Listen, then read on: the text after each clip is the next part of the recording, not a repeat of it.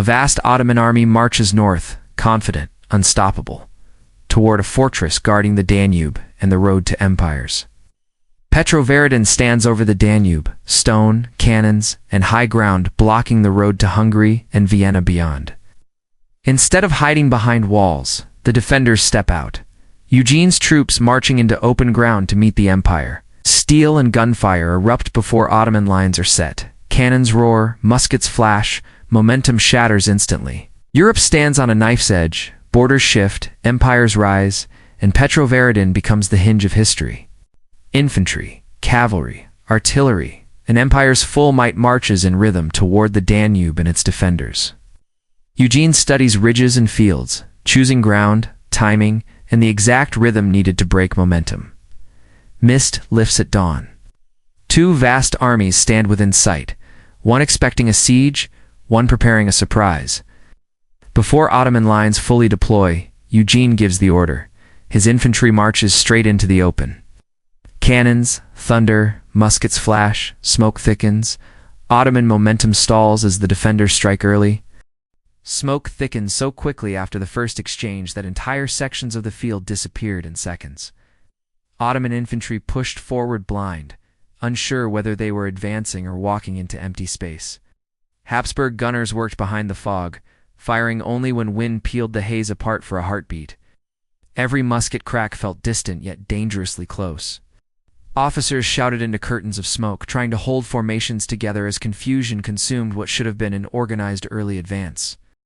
On the ridge Eugene selected before the battle, Habsburg artillery crews worked with precise rhythm.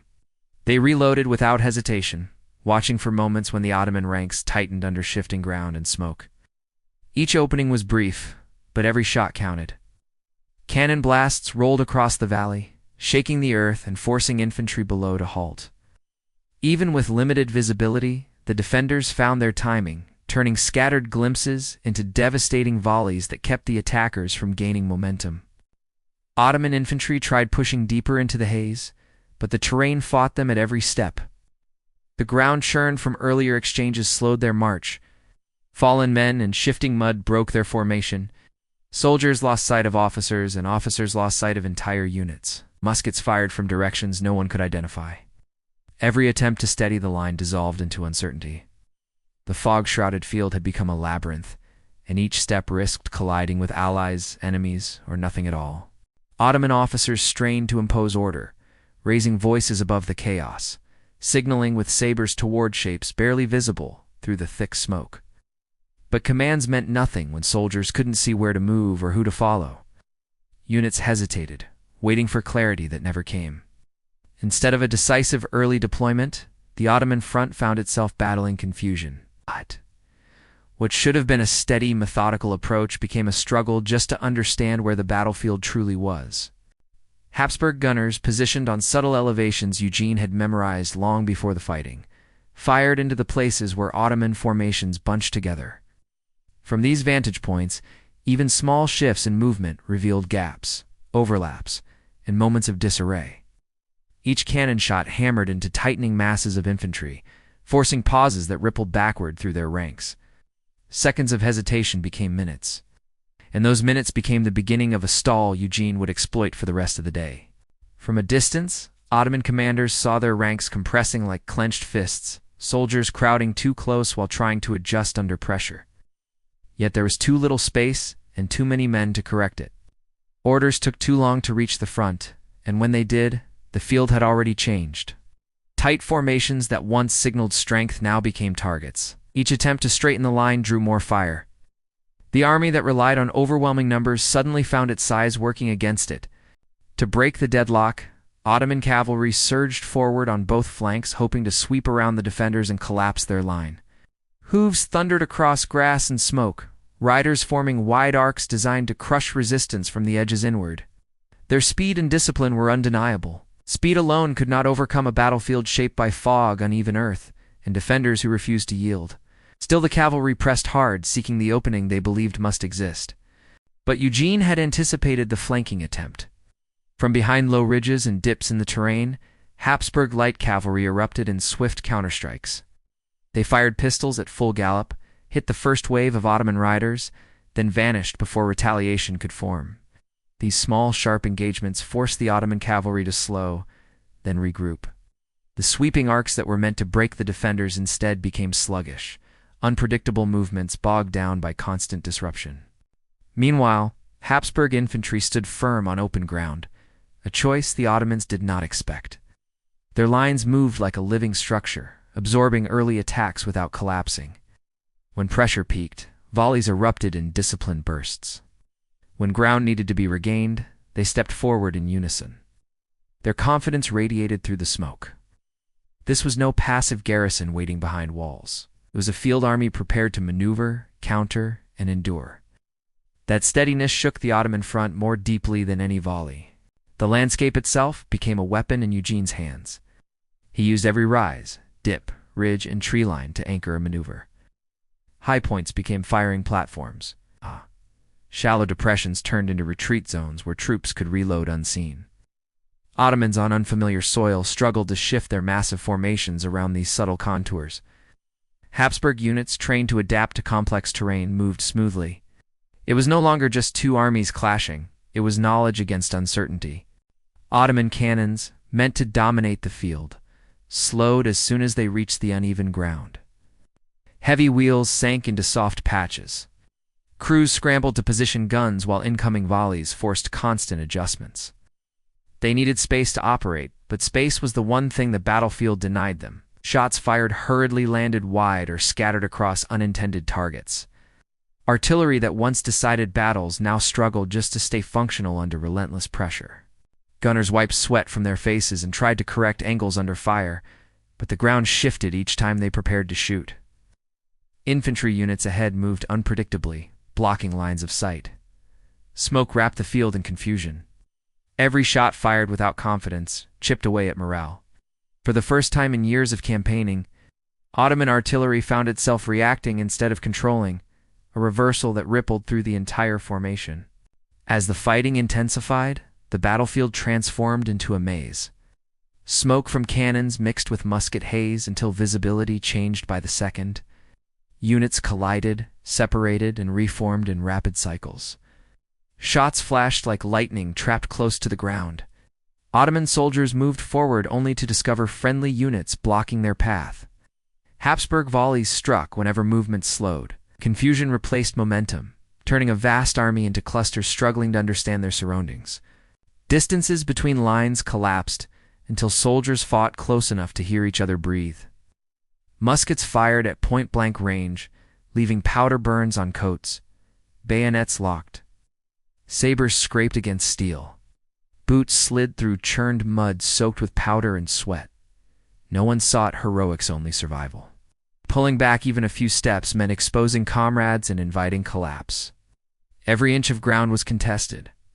One lost and fought for again. By midday, momentum, the Ottoman army's greatest strength, began to fray. Their rhythm relied on steady advance. Line, fire, advance. But every attempt to reestablish this sequence was broken by small, relentless counterattacks. When they tried to push, the defenders struck from the flank. When they paused, artillery punished them. When they regrouped, volleys shattered their alignment. Each interruption lasted seconds, but together they unraveled the flow of an army built on constant forward motion. What had begun as a confident march became a grinding stalemate. Tens of thousands pressed forward, yet gained no meaningful ground.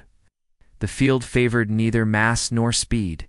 It favored timing, discipline, and terrain, and Eugene controlled all three. Ottoman commanders urged their men onward, but everywhere formations bent under pressure. Smoke, confusion, and exhaustion seeped into every movement.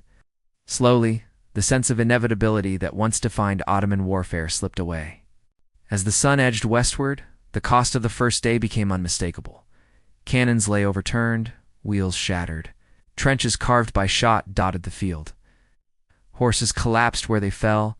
Habsburg defenders held their positions with grim resolve. Ottoman troops pulled back in uneven lines, some limping, others dragging wounded comrades. Each step carried the weight of a battle that refused to follow the pattern either side expected. Night sealed the battlefield in uneasy quiet. Fires smoldered from broken artillery positions, casting flickers of orange light across torn earth. Habsburg troops rotated silently, moving fresh units forward while the wounded were carried back through dim paths. Ottoman soldiers tried to rest, but distant musket shots and shifting silhouettes kept nerves taut. The battlefield seemed alive with echoes, metal clanks, muffled cries, brittle footsteps. It was a pause, not a peace. At dawn, the battlefield revealed harsh truths.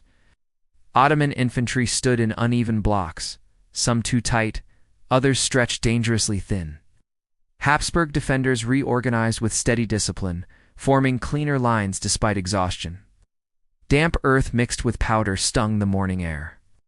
A few early volleys cracked through lingering mist, reminding both sides that the struggle was far from finished. The day would demand more than strength. It would demand endurance. The second morning began with thunder. Habsburg guns opened fire from positions chosen days earlier, forcing Ottoman cannons to answer under pressure. Cannonballs carved deep scars into soil, sending long arcs of earth flying. Smoke rose in heavy layers, muting the sun. Ottoman crews fought desperately to reposition, but every movement came under fire. The duel tilted steadily toward the defenders, whose careful placement allowed faster aim and sharper accuracy. As the artillery storm eased, infantry surged forward through ground reshaped by fire.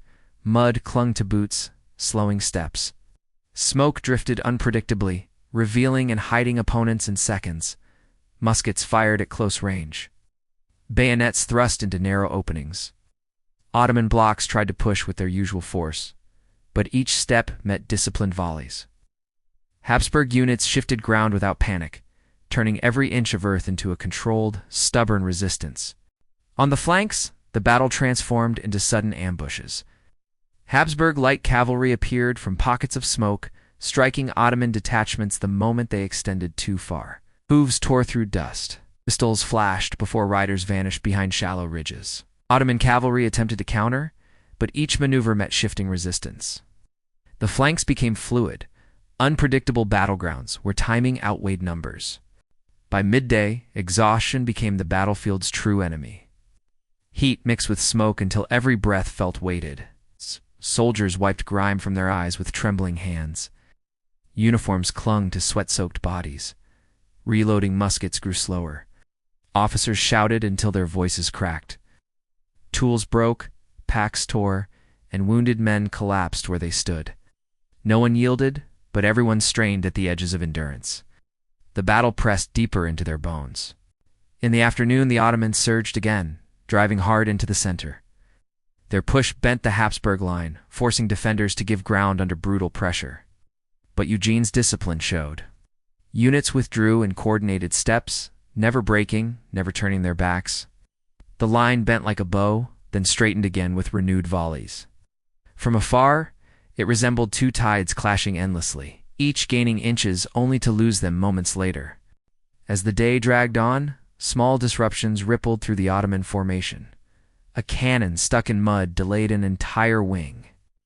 A single well-placed volley shattered a tight infantry block. Runners carrying messages arrived minutes too late.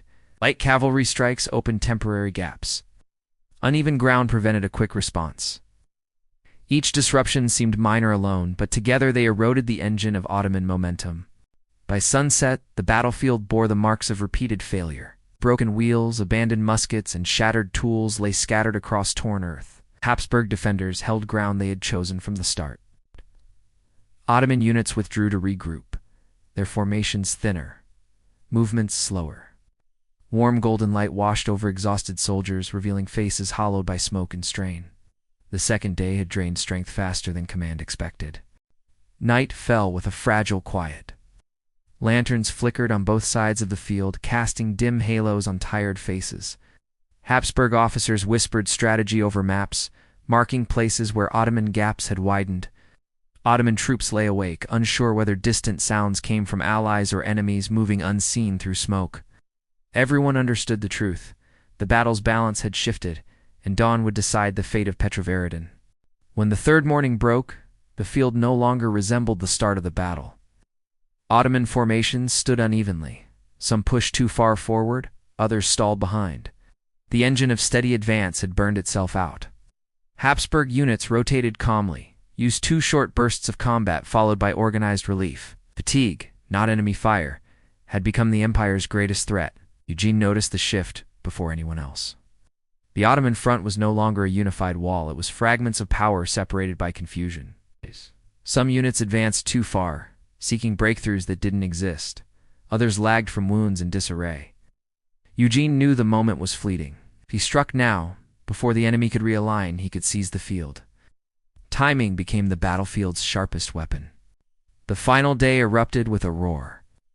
Habsburg artillery unleashed its heaviest fire of the battle, pounding the Ottoman center where commanders scrambled to restore order. Explosions tore open the ground, shattering cohesion.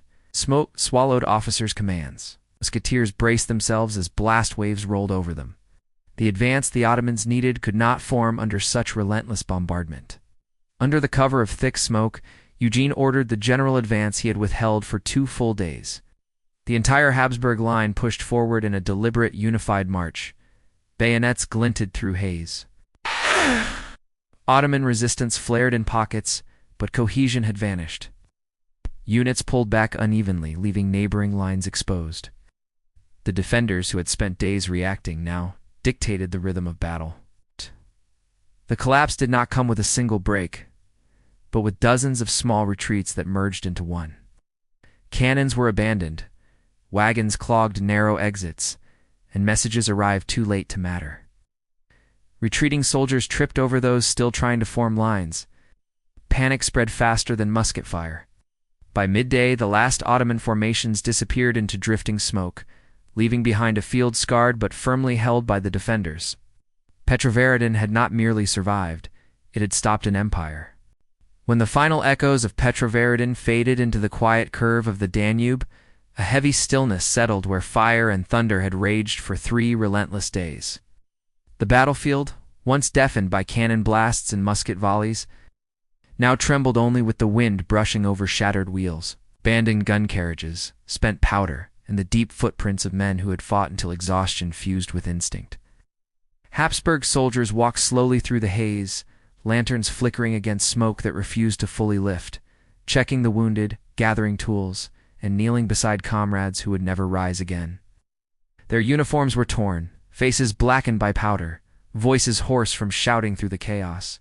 Yet something unbroken moved in their eyes, something born from surviving a trial no one believed they could endure. For decades, the Ottoman advance had seemed unstoppable, an engine that rolled across frontiers with the weight of empire behind it. But here, on a quiet ridge above the river, at a fortress many outside this region barely knew by name, that unstoppable momentum finally fractured. Petrovaradin did more than hold. It proved the empire could be slowed, challenged, and even turned back by timing, discipline, and leadership. Prince Eugene stood at dawn on the ridge overlooking the torn field, the rising light revealing every scar the land had received. In that pale gold glow, he understood that this was no ordinary victory. It was a moment when history shifted its weight, when the fate of Central Europe bent in a new direction. And as the light spread across broken earth, it revealed not triumph, but resilience carved into the ground itself. Battles like this remind us that history is not shaped only by crowns and empires, but by soldiers standing in the dust, commanders reading the fog, and decisions made when everything hangs in the balance. If this story of Petrovaradin has shown anything, it's that history is more than dates and borders. It's the lived struggle of people who stood their ground when the world expected them to fall. It's battles like these that define entire eras. Here at Blackstone Battlecraft, we bring these moments back to life with the accuracy, intensity, and respect they deserve, not as distant narratives, but as human experiences that shape the world we live in.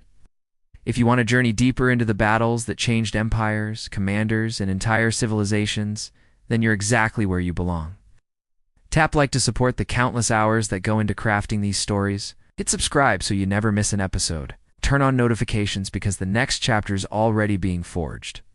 Your engagement decides what histories we explore next. So drop a comment telling us which battle, siege, or forgotten turning point you want to see brought to life in our signature cinematic style. Your ideas directly shape future episodes, guiding the path this channel takes through the past. And if this episode moved you, challenged you, or made you see history with new eyes, share it with someone who loves learning as much as you do. The more this community grows, the more ambitious these documentaries can become. This is Blackstone Battlecraft, and together, we're just getting started.